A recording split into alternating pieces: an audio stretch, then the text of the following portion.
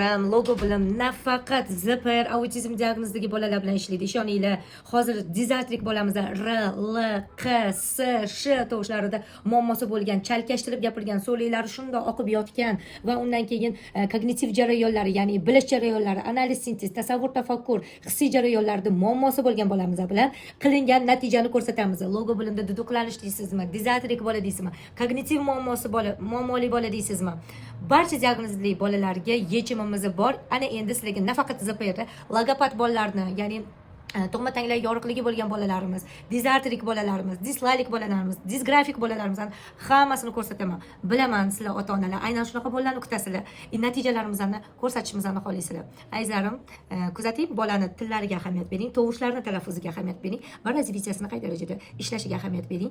Eshiting, men bolani qo'yaman va buvisidan kelayotgan otzifi ham qo'yib boraman.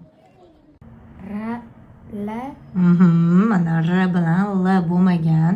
Hozir bunda differensiatsional jarayon ham, avtomatizatsiyasi ham zo'r bo'lgan bo'laniki. Necha yoshsan? 6. Uyda kim turasizlar? Buva, akam, adam, o'g'lim, Молодец. Yaxshi, mana biz tilimizdan ko'tara olmagan masalalar bo'lgan. Tepaga. Oh, молодец, yonga. Sana qattiq et. Молодец, zo'r-ku. Sh. Barakalla. Qa. Qu. Aha, qaychi. Qalam. 12 ta, barakalla. Nechta fasl bor?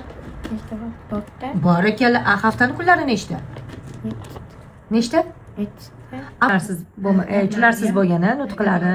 Oxirigacha yetib bormasin deb so'zi. Hozir yaxshi, Xudoga shukr. Mana ancha o'zgarish bor, adasi ham xursand. Hammasi minnatdorlik qiladi. Xayrli bo'lsin, boshlagan ishlaringiz davom etsin. Rahmat. Bir odam umid bilan keladi. Shunaqa. Umid bo'lmasa hamma ham bolasi to'la to'kis bo'lib, bag'rida o'ynab kulib yursa juda xursand. Amin. Rahmat hammaga. Sog' bo'linglar.